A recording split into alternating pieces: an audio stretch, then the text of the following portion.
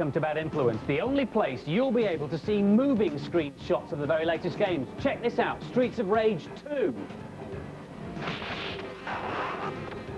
And the main review this week is Joe+Mac Caveman Ninja on the SNES.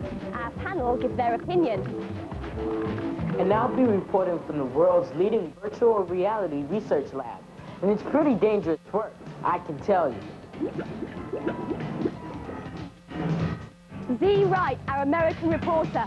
And we'll be seeing more of Z, including the rest of his face, later on in the programme. If you're into computer games, then the Bad Influence studio is the place to be. Why? Well, we've got such a range of equipment.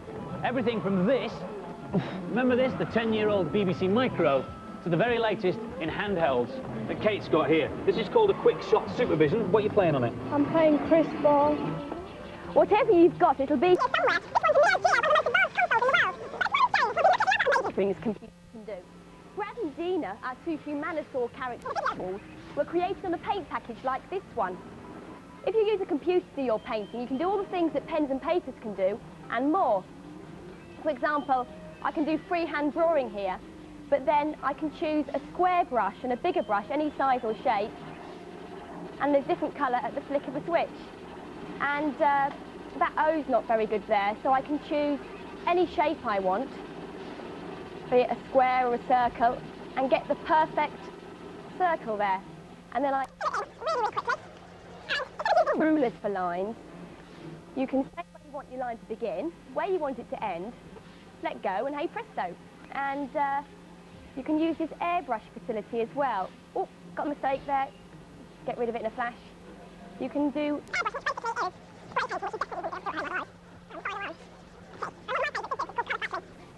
and then you can save it to a or print it out and keep forever. Actually, this one's not very good, is it?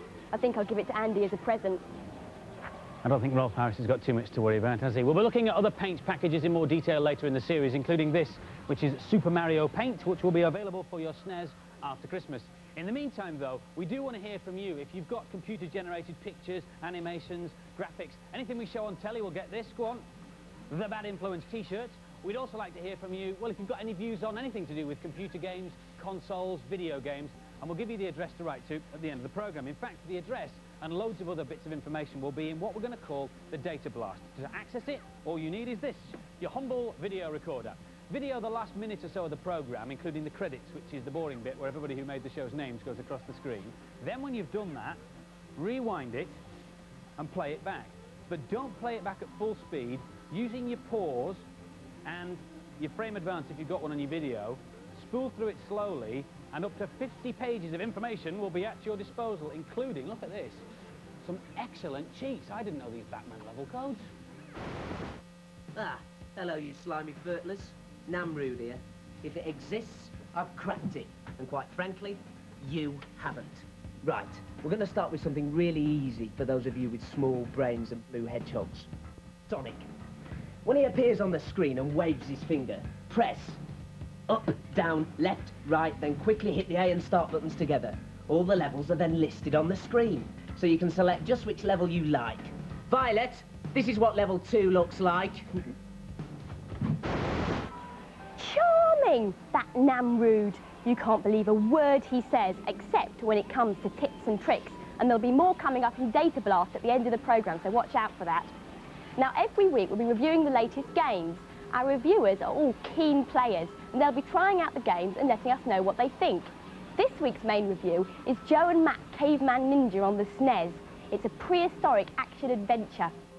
Okay, this is great fun to play. It's really fast. It's good graphics. Oh, I've just fallen down a hole. When this happens, a little angel comes up. You jump over, you've got to hit all the pterodactyls, falling down another hole. Jump over. What you've got to do is you've got to kill all these Neanderthal cavemen. And they stole all your women folk. So you've got to battle through each level to kill that. There's lots of good things to do. Jumping, hitting people with your clubs. Basically, you've just got to run through and save everyone. Okay, I'm now on level 6, and this is where you're in the frozen caverns. I just picked up some rocks, they're different weapons. It's a great fun game. The graphics are smooth and cartoony. The sound effects are excellent, especially on this level where it sounds as though you actually are in the cavern. I just hit 2 Neanderthal men with my rocks, and now running up to get the bonus, which is extra health. All the platforms are slippery level, which makes it give that added realism. The music is different on every level, and that adds to the game. It makes it really addictive, and it's easy to pick up as well. It gets progressively harder as you go on. There's different dinosaurs, lots of different baddies, and it stops you getting bored. And the good thing about this game is, if you've got a friend, there's also a two-player option. One of the best things about it is these end-of-level sprites. It's great fun to play, and I'd probably buy it. Looking forward to seeing it on the Game Boy. I like the Caveman idea, and the birds are brilliant. It's such a simple game, but it's really brilliant, and the graphics and sound are great. So the final scores for Joe+Mac. The boys gave it 4 out of 5, and the girls gave it 4 out of 5. Go and get a pen and paper for this one. Pauses, continues. The word of the week is level code. Well, actually, it's 2 words. It's a way of jumping levels that you've already completed in a game. For example, this is a game called Dr. Franken on the Game Boy. At the start of the game, you can choose to enter a level code. Of course, there's only 2 ways you can discover the codes. After each level, they're displayed on the screen, or you can copy this down. You'll start on level 4, Triassic. Hey, look, Andy, I'm on level 4. Yes, very good, Violet. Time now for our first American report from Z Wright, who's on a sightseeing tour of Seattle. Well, virtually. Seattle, capital of Northwest America. Often called the Emerald City, Seattle curves around the rim of Elliott Bay.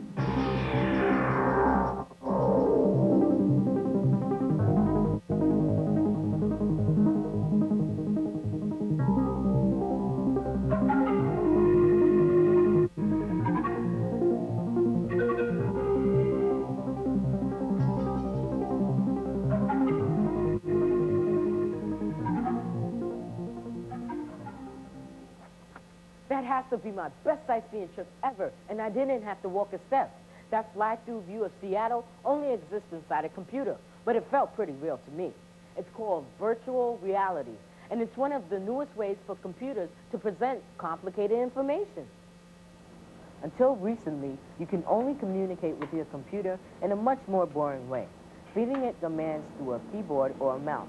For many jobs, this is still the best way to use them. But some people need to cope with more information than can be contained on a flat screen. Now you can actually wear your computer.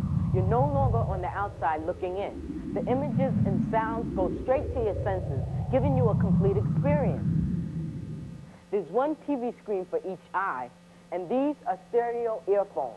And the knob on top of the helmet is called a polemus, and it lets the computer track your movements. And there's a whole series of commands that can unlock secret worlds.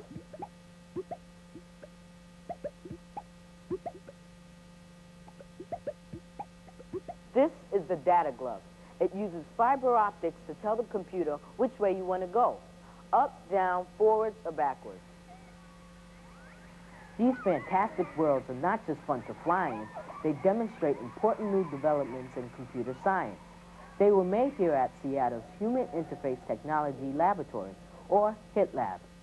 HITLab was set up because there was a demand for this technology in many, many fields. Architects wanted it, doctors wanted it. Virtual technology allows scientists to get inside the human body. You can fly around inside a perfect replica of a human eye, pulling bits off when you need to get a closer look. The purpose of the virtual eye was to eventually develop a simulator for eye surgery. We're doing this in conjunction with a group called Orbis International, eye surgeons that go around the world to various developing countries and do surgery on blind people and teach the local folks how to do these procedures. So eventually, people learning these procedures will learn them in virtual reality. They will go in and they will see what looks like a real eye, and they'll be able to practice and be able to correct their mistakes without having dire consequences on real people.